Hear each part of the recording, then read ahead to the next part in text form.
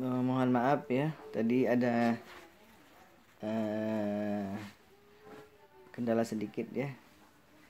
Kita lanjutkan saja ya.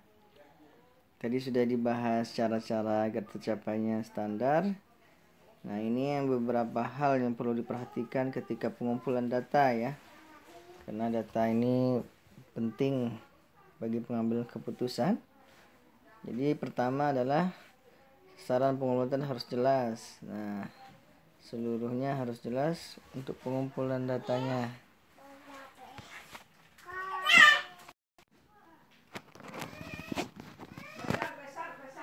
Dan harus jika butuh seluruh divisi atau seluruh unit kerja, maka kita harus kumpulkan semua data-datanya. Jadi lakukan sertifikasi data sesuai dengan kebutuhan ya. Jadi kalau tidak butuh datanya ya kita simpan saja dan tidak digunakan. Berikutnya ketahui riwayat pengumpulan data. Siapa ya? Siapa unitnya, kapan dia mengumpulkan, di mana unitnya, dan bagaimana cara dan peralatan apa yang digunakannya. Apakah dia menggunakan email, apakah dia menggunakan WA ya, dan sebagainya. Tentukan tata cara pengumpulan data dan perlengkapannya.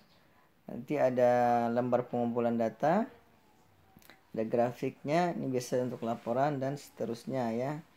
Nanti ada daftar ceknya. Oh, unit ini sudah mengumpulkan, ini belum. Nah, terus usahakan data dari berbagai sumber yang mungkin dan mudah memperolehnya ya. Diusahakan data-data yang mudah untuk diperoleh.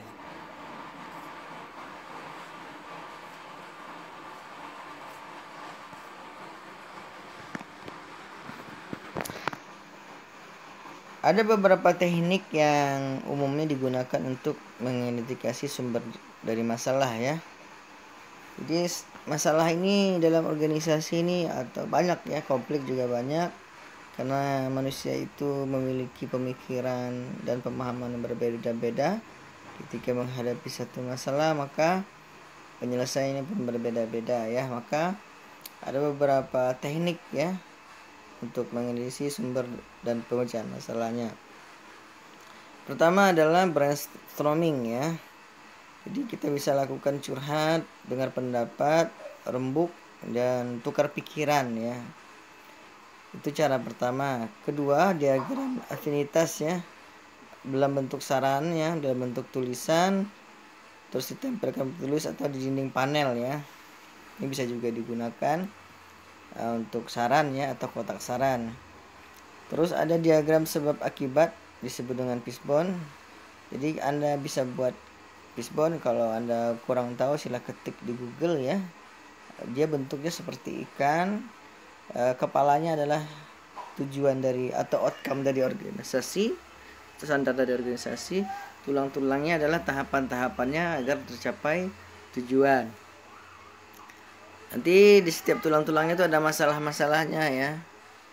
Terus diagram Pareto ini digunakan untuk penyebab utama dari suatu masalah yang menyebabkan kegagalan keputusan. Jadi ini melis ya data-data. Silakan untuk lebih jelasnya nanti dicari di Google ya. Pareto. Kalau di berikutnya diagram arus flow chart ya. Ini flow chart ini sudah tahu ya. Prosesnya dari bulan 1, bulan 2, bulan 3 hingga akhir tahun. Diagram medan gaya. Jadi ini untuk mengidentifikasi faktor-faktor pendorong dan faktor-faktor penghambat. Dan terakhir adalah diagram pohon ya. Ini disebut schematic diagram ya. Jadi nanti pohon itu ditempelkan masalah-masalahnya lalu diranting. Jika yang paling tinggi maka itulah masalah yang perlu kita hadapi. Nah, itu beberapa teknik yang bisa digunakan untuk pemecahan masalah. Teknik berikutnya ada namanya benchmarking ya. Benchmarking ini dilakukan oleh perusahaan atau organisasi dengan mengunjungi ya, atau visit atau melihat standar dari yang dimiliki oleh organisasi lain.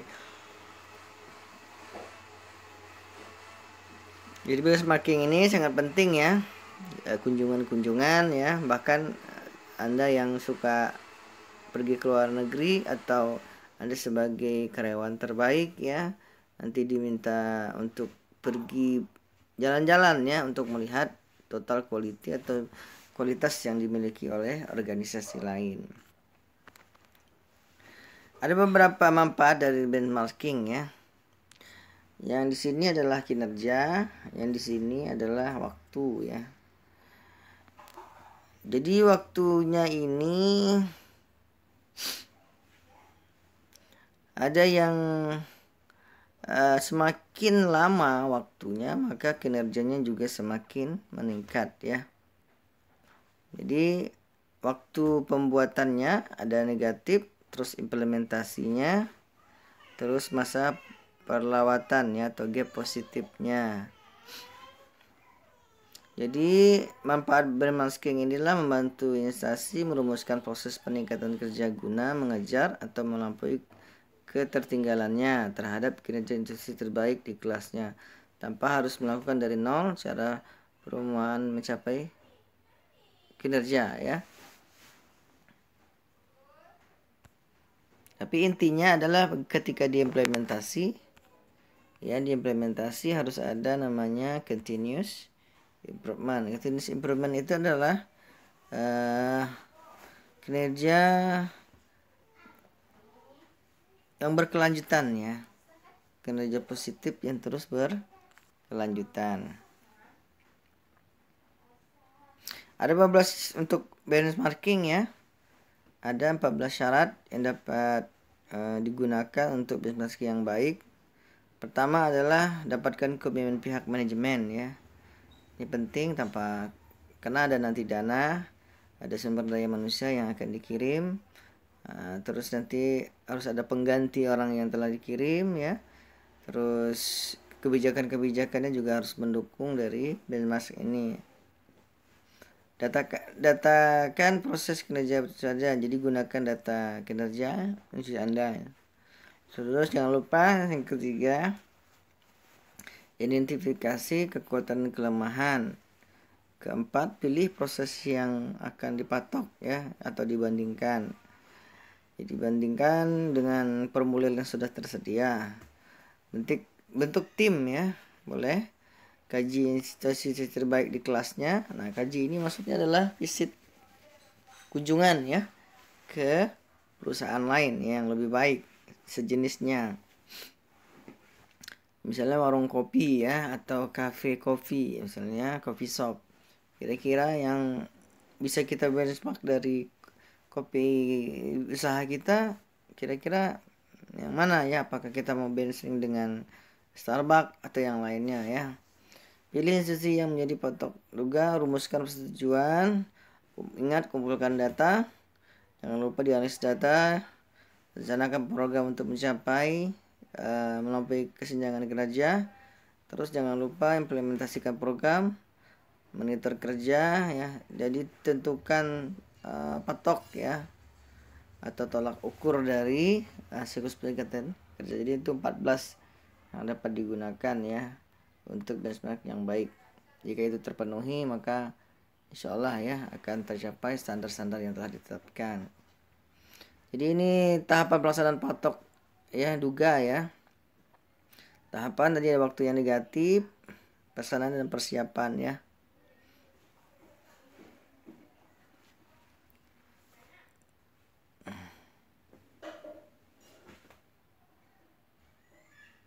Yang pertama adalah dapat komitmen, yang terakhir adalah kelanjutan siklus ya, yang monitor.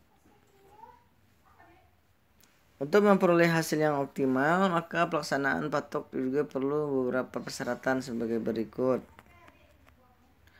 Kemauan komitmen semua pihak ya. Jadi ketika ini sudah ditetapkan, maka semua harus komitmen untuk menjalankannya.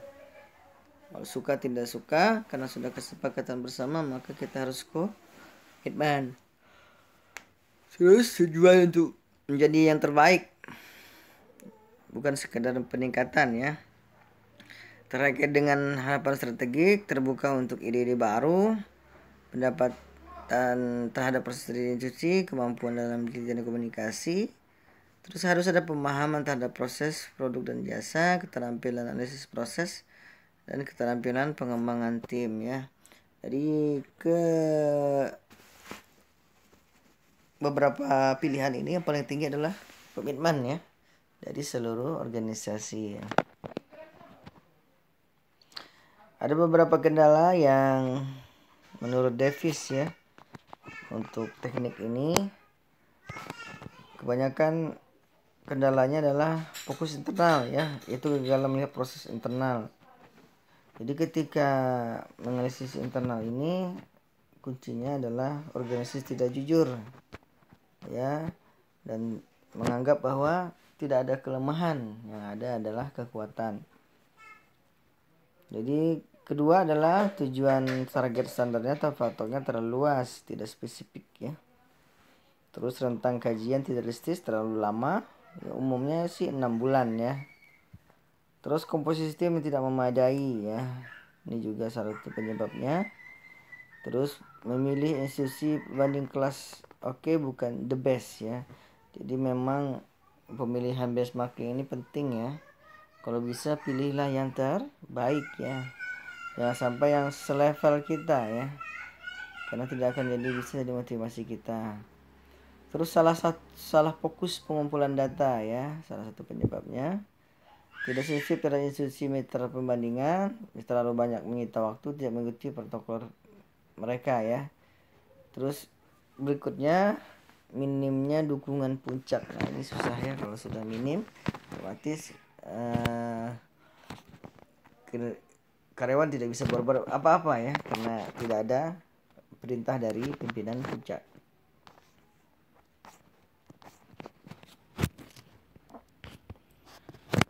Jadi ini ada rumah quality ya. Jadi rumah quality ini ada 4 tahapan. Pertama harus fokus pelanggan. Seperti di pertemuan berikutnya adalah fokus dari mutu adalah bagaimana meningkatkan kepuasan pelanggan. Terus efisien waktu, harus orientasi kerja tim, dan orientasi dokumentasi ya. Karena dokumentasi ini gunanya data ya, nanti yang akan dapat digunakan untuk pengambilan keputusan. Jadi prosedur pelaksanaan fokus pelanggan ada 7 tahap ya. Pertama menentukan pelanggan dan kebutuhannya, terus menentukan urutan prioritas kebutuhan.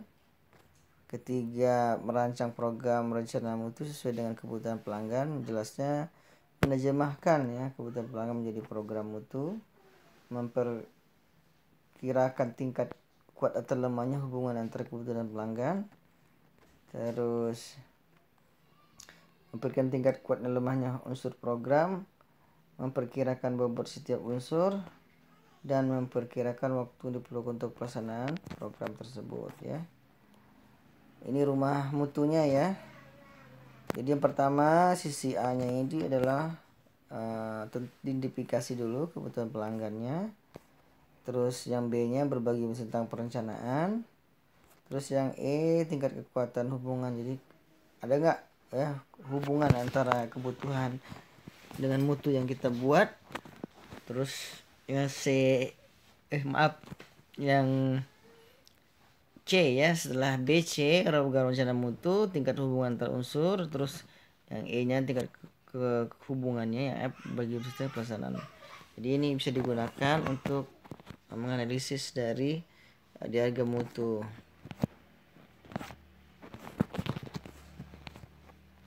Ya mungkin ini saja ya pertemuan malam ini. Semoga bermanfaat ya. Jangan lupa ditonton, dan terima kasih sudah ditonton hingga selesai. Terima kasih. Assalamualaikum warahmatullahi wabarakatuh.